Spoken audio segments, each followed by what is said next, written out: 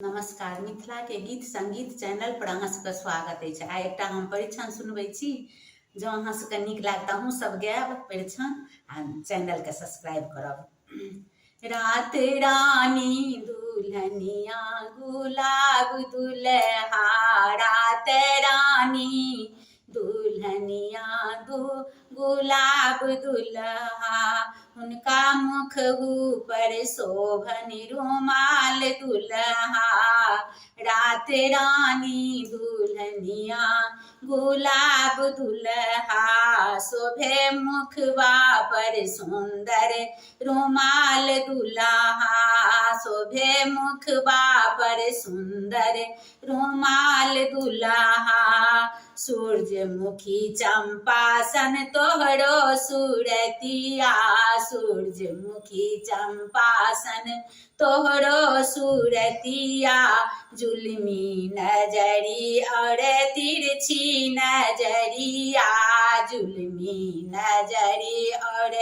तिरछी नजरिया, देखी सौंसे नगरिया बेहाल दुल्हा, देखी सौंसे नगरिया बेहाल दुल्हा, शोभे मुखवा पर सुंदर रुमाल दुल्हा, शोभे मुखवा पर सुंदर रुमाल दुल्हा, रात रानी दुल्हनिया गुलाब दुल्हा, शोभे मुखवा पर सुंदर रुमाल दुल्हा, चम चम चमकेला माथे पर मोरिया, चम चम चमकेला माथे पर मोरिया, खन खन करेला दुल्हन के चूड़िया, खन खन करेला दुल्हन के चूड़िया, आई चकबा चकैया नेहाल दुल्हा,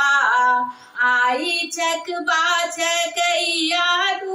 नेहाल दुल्हा, शोभे मुखवा पर सुंदर रुमाल दुल्हा, शोभे मुखवा पर सुंदर रुमाल दुल्हा, रात रानी दुल्हनिया गुलाब दुल्हा, शोभे मुखवा पर सुंदर रुमाल दुल्हा, शोभे मुखवा पर सुंदर रुमाल दुल्हा, सूरजमुखी चंपासन तोहरो सूरतिया, जुल्मी नजर और तिरछी नजरिया, देखी सौंसे नगरिया बेहाल दुल्हा, देखी सौंसे नगरिया बेहाल दुल्हा, शोभे मुखवा पर सुंदर रुमाल दुल्हा, शोभे मुखवा पर सुंदर रुमाल दुल्हा,